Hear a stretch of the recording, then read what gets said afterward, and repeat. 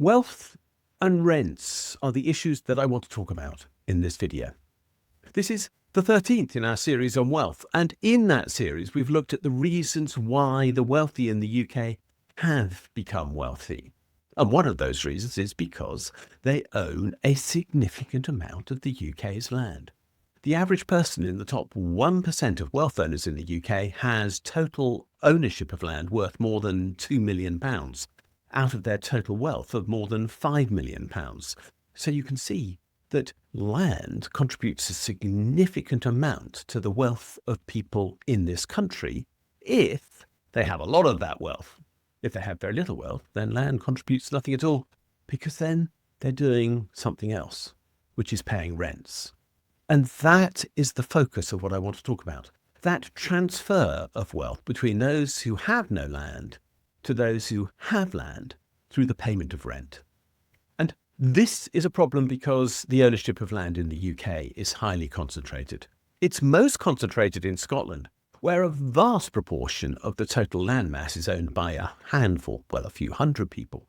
But throughout the rest of the UK, a minority of people own most of the land and property and the industrial buildings of the UK as well. This is an issue because the payment of rent creates poverty in this country. And in fact, that is the overwhelming theme of this video. I'm going to say it again, but I'll do so now. We talk about food poverty in the UK. We talk about fuel poverty in the UK. And I'm suggesting we should be talking about rent poverty in the UK as well, because it's a real issue. And if we are to tackle inequality in this country, we have to talk about rents. And that's what I want to talk about, because rent poverty is very bad. It's at its worst for a long time at present. The average renter in England is now paying 36% of their gross income in rent. And in London, they're paying over 40% of their income in rent. There is, unsurprisingly, little over for anything else in their lives. No wonder we have people who are angry when so much of their income is being extracted from them by their landlords. So we have to ask the question, is there a better way to organise the rental property sector in the UK so that tenants have a chance? And in this context, we need to go back to something called the Rent Act of 1977. This act was put in place by the Labour government that was then in power, headed by Jim Callaghan, a Prime Minister who most people have forgotten, but who was, in fact, Prime Minister throughout the entire time that I was at university. So I do remember him quite well, because I was interested in politics even back then. And the whole point of the Rent Act 1977 was to bring together all previous rent acts to make sure that there was one place where we could look to ensure that tenants got a fair deal in life. And that was the focus of this act. There was a deliberate attempt by Labour, in a way that would be unimaginable now, to rebalance the landlord-tenant equation in favour of the tenant, because it had gone too far in favour of the landlord. What happened was that tenants were given protected rights to the property in which they lived. They could continue to live there, unless the landlord did, for example, require it to live in themselves. So there was protection for the landlord, for example, who had gone overseas for a period and then wanted the property back on their return. The whole situation wasn't biased wholly in favour of the tenant. But in the case of commercial landlords, there were few such protections. Once a tenancy was granted to a person, and once they had accepted it, and once they had agreed to comply with the rental obligations, and actually did so, because of course not paying rent was a reason to throw people out of properties even then, so long as they paid their rent, they basically had security of tenure. And that was important, because security of tenure is why people want to own homes in the UK now, because they can't get this security in any other way apart from finding themselves in a council house, and far too few people can do that. And security of tenure is the basis of security in much else in life. It means that you can plan to live in a community. It means that you can have stable friends, because most people know people in the world around them and they become their close friends. It means that their children can stay at the same schools and have continuity of education, which is vital to their development. It means that their children can have the same friends as they grow up. And again, there's a lot of evidence to suggest that this is quite important.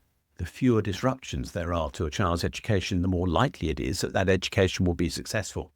Security of tenure was the focus of what Labour provided in 1977. And they did something else as well. They said that tenants should pay fair rents. And there were rent officers whose job it was to determine what a fair rent was. And a fair rent was not one that took into consideration the scarcity of property. It was one that took into consideration the balance of risk and reward for tenant and landlord to make sure that the landlord got sufficient to cover the costs of providing the property, but they didn't make an excess return because the value of the property was rising in the market, which the tenant had to compensate the landlord for. So excess pricing due to property value increases was ruled out. And this was again essential because people shouldn't be required to pay for their landlord's profit. But come 1979, Labour was out of office.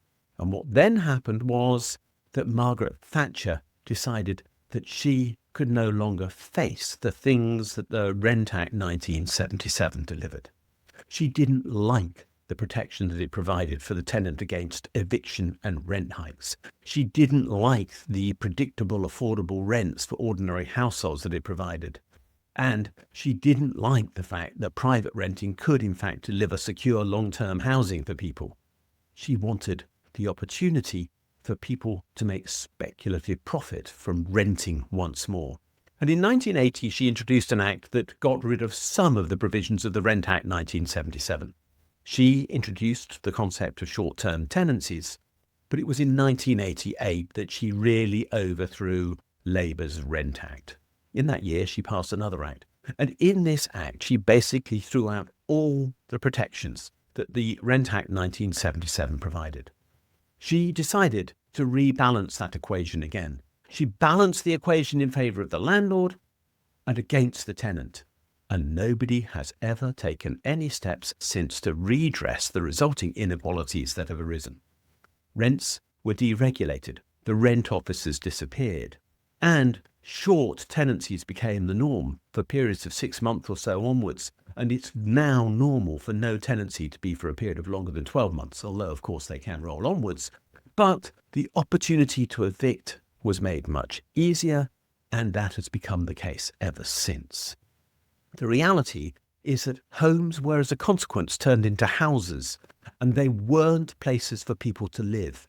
They simply became investment vehicles. Tenants became, as in every case in neoliberal economics, disposable, as all people are considered to be within that philosophy. Insecurity was normalised. Artificial scarcity became a factor in the determination of rents. Tenants had to compensate landlords for the fact that the value of the property had gone up through no action on the landlord's part. Indeed, the landlord could ignore the property and still make a gain, and the tenant had to pay for it with upward-only revisions in the rents that they had to pay. Unsurprisingly, this contributed to the surge of inequality that we saw in the 1980s and through into the early 1990s as a consequence of everything that Thatcher did. Property wealth skyrocketed. It became the normal subject of conversation in middle-class dinner parties. The curse of the middle class, as I would describe it. And those people became obsessed with property price increases and owning as much property as possible as a consequence. The era of the buy-to-let landlord was created, and by the end of the century, it was becoming commonplace. People were looking to put their money into property rather than into pension funds and rather than into investment in real productive activity in the UK. We lost our productivity, we lost our future, we gained a landlord class, and we saw exploitation through rent increases happening yet again. And the consequence, as I've already noted, is levels of rent in London and throughout the UK, which are so high that people are basically being put into what I call rent poverty. This was the consequence of Thatcher's deregulation. Now, the wealthy own a growing share of all UK rental property. Rents quite deliberately transfer income from a large number of people who live in rental property, and very many millions do, to the few who own this property. There is a concentration amongst landlords. Of course, nobody who rents owns more than one property, and indeed they might not occupy even the whole property because multi-tenanted occupation is now becoming normal. And so we see this massive disparity in power developing. And power, of course, is a fundamental element in the determination of the fair rewards inside political economy. So tackling rising rents is central to tackling wealth concentration if that is what we want to do. We can't just tackle wealth concentration through increasing taxation. That's an after the event reaction to the rising power of the wealthy. We have to tackle wealth before it goes out of control. And this means that we need a new Rent Act. We need to restore security of tenure for many more tenants.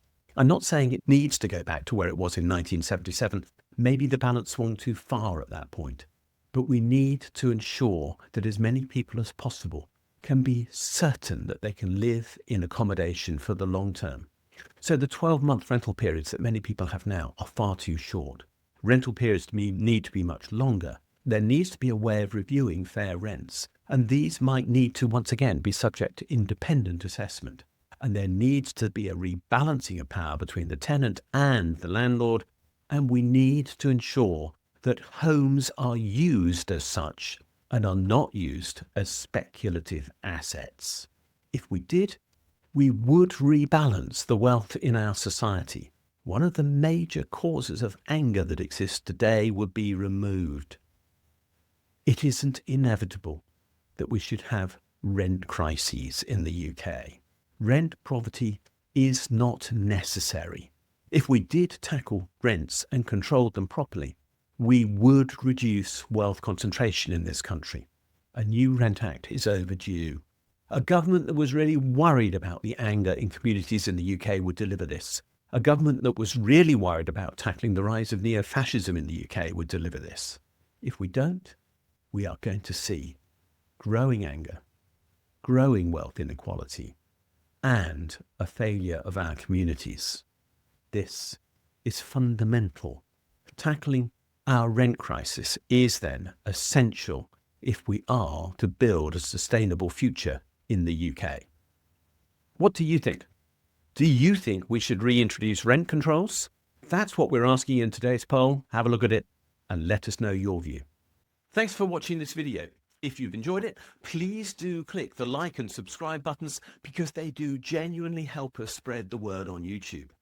As importantly, could you have a look at the section below this video where it says more, and there you'll find a link to my blog. And if you follow that for the specific link to the blog entry related to this video, you'll find a transcript of this video and lots of other related material, plus a ChatGPT prompt that you could use to write a letter to your MP on the contents of this video, which will turn you into a campaigner, which will be a great thing to do. Finally, if you do appreciate the work we're doing, can you think about giving us a donation? If you'd like to do so, there's a link below, or you can find one on my blog where there's a Ko-fi button saying, please buy me a coffee. Thanks a lot, and we'll see you again soon.